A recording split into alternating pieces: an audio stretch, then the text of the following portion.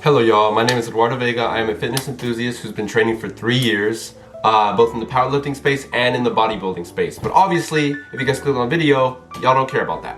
So we're gonna be talking about how to burn fat fast. But before we start with this video, please follow me on Instagram at Eduardo Vega. At the end, it's Vega with 2 G's and 2 A's. I post daily, almost twice a day, and it'll be powerlifting content and also bodybuilding content, so I'm sure you'll love it. And also some quick tips just like these ones about how to burn fat and be nutritionally educated. Now let's get on to the video. My first tip actually is a calorie deficit. What is a calorie deficit? A calorie deficit is you are burning more than you consume. So basically you're eating less than what you put out. So how do you create this deficit? You create this deficit by finding out your basal metabolic rate. This is the amount of calories that you could eat if you did nothing all day and just sat there. It's basically your functional calories. The amount of calories you need just to survive day by day if you did absolutely nothing. Obviously, these calories will increase because people have work, jobs, school. I work out, so you need to put more calories in there if you do work out. So yeah, you need to find this number. You can just calculate it. For me, I'm 185 pounds, I'm 17 years old, and I'm about 5'9"ish, so you could just put those sort of calculated things in your statistics as a human being into a calculator, a basal metabolic calculator, and it'll show you. So my calculator shows me 1,870 calories a day. Pretty low, but that's because there's no activity in that, just regular. And even when I add my fitness and all that sort of stuff, I even add more calories to that because I'm a young guy, so my metabolic rate will be a lot faster than anybody else compared to an older woman or older man or a slightly older guy, like 20-year-old. So yeah, it'll be slightly different.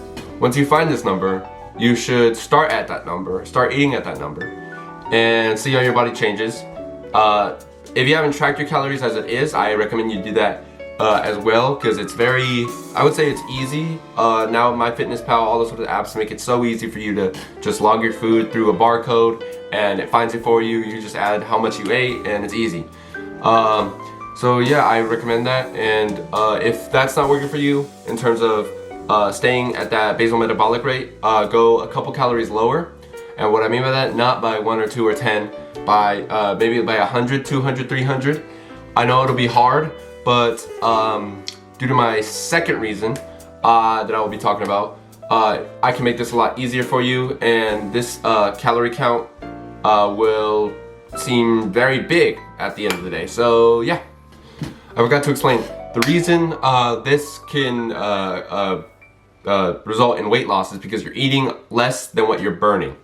What you're eating, you're burning more than what you're eating basically. So this will cause fat loss immediately, should cause fat loss immediately. For some people, it might take a week, 2 weeks, 3 weeks, 4 weeks. For some people, it might start tomorrow because you guys have different eating patterns, eat different foods, and that can change a lot from person to person. So yeah.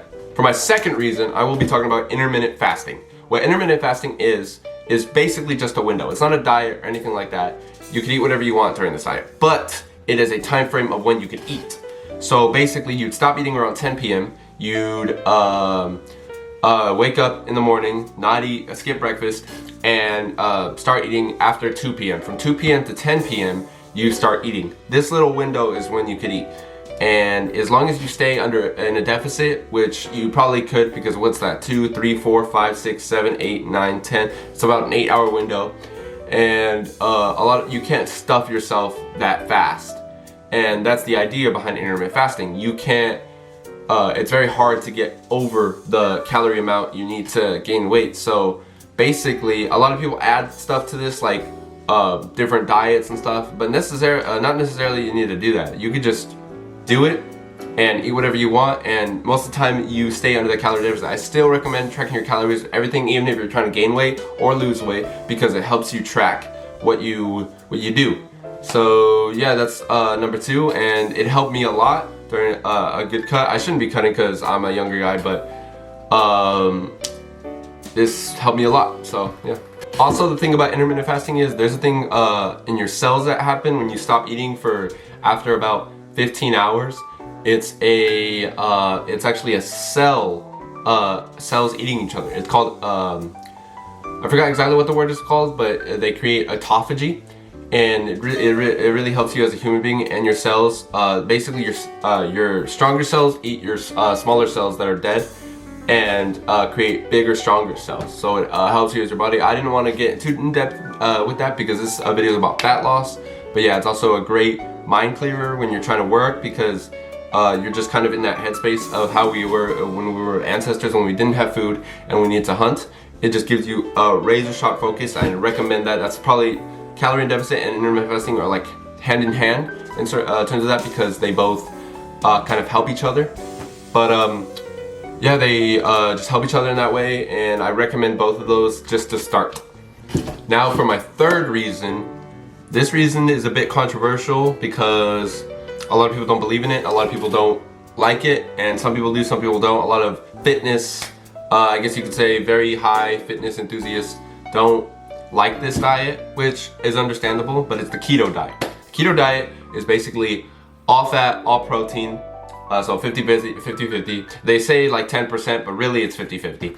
And they pretty much cut all carbs out, and that's what you could eat. Now, this this helps in weight loss because you're taking out carbohydrates. Carbohydrates hold a lot of water in the beginning. So when you eat carbohydrates, they will hold a lot of water, and a lot of times carbohydrates pair well with salt, like potatoes, fries, and they put salt in them, and it just holds a lot of water. So you'll probably see a difference in yourself in like 2 days, because no carbohydrates, from carbohydrates to no carbohydrates will change your life pretty much instantly. But the problem is you're gonna be losing all that water, and that'll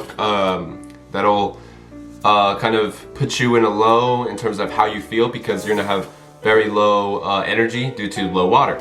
Having no carbohydrates also helps you create that deficit. All of this kind of leads into a deficit, because that's how you create fat loss. That's how you make that window, eating under what you're burning, because that's just obviously what it leads to. Because when you're eating all this protein fills you up a lot faster. So you're gonna have to just be more, less hungry, because you're not gonna be eating so much in terms of carbohydrates, and you'll just fill it up with protein, and protein will fill you up, especially if it's a lean protein like chicken, or a lean like ground turkey or beef. And yeah, that's pretty much what the keto diet is. It isn't, I would say, a long-term diet, because it can lead, in the long term, it can lead to some bad effects such as joint problems, and I've heard of immune problems as well, because carbohydrates really help drive, help your immune system, and help your health, help your brain as well. And it takes a while for your body to convert from carbohydrates, from burning carbohydrates for fuel, to fat.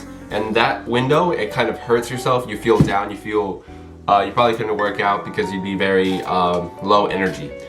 And also, if you were to stop eating keto diet, you would probably gain fat very quickly, because your body's not used to all those carbohydrates. So I would, if you started the keto diet already, I would highly recommend that this is probably a main point, because a lot of people won't understand this, but you should reverse diet out of it. What does that mean? You should slowly implement foods that don't have such a high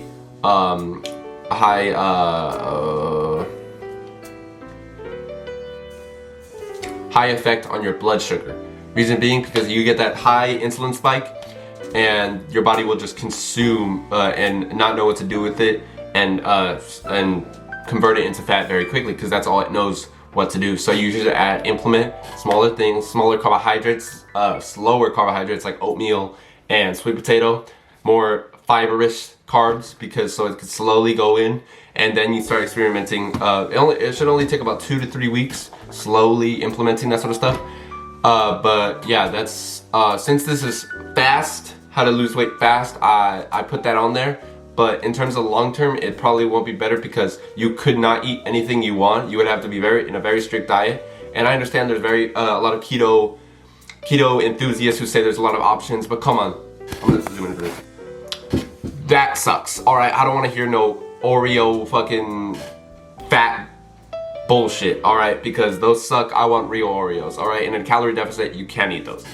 So, it would be better and more beneficial to you to just maybe dabble into keto, see how you feel, because I feel like that's the #1 thing. You should understand how you feel with it, and if you feel good, understand that you should dial back on it, and when you get off, you should slowly get off, not just jump off, because that'll just mess you up for life and you'll just gain the fat 2 to 3 times as fast. Now, adding on to my keto diet reasons, my 4th reason is to eat more lean proteins. As I said before, eating lean proteins will fill you up a lot faster, like chicken and some beef and turkey, because it takes a lot more time to digest for your body. It feels heavy, it's thicker, it's protein, it's just how it is. Versus, a carbohydrate, which is fast, depending on what it is, but most of the time it is pretty fast digesting. And yeah, probably, and it also helps you get your protein up, which raises testosterone, and that leads to fat loss as it is. That's kind of like a byproduct of eating more protein. So yeah, that's number 4. The 5th and final reason is to lower your sugar intake. This seems very obvious to a lot of people who see fitness enthusiasts and see, oh, don't do sugar because sugar tastes good, don't do this.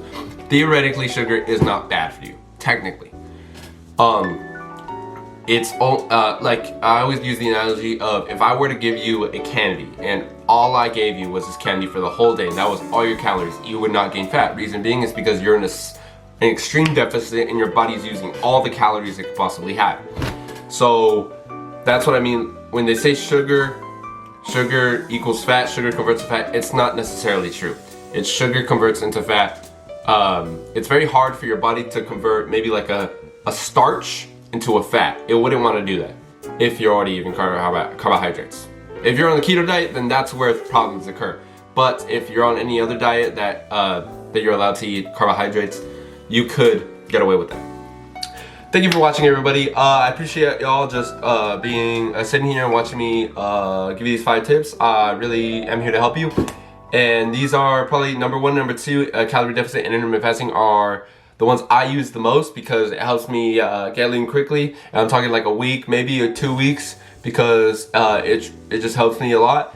It helps me create that deficit so much easier, especially with intermittent fasting. And also I do cardio with it.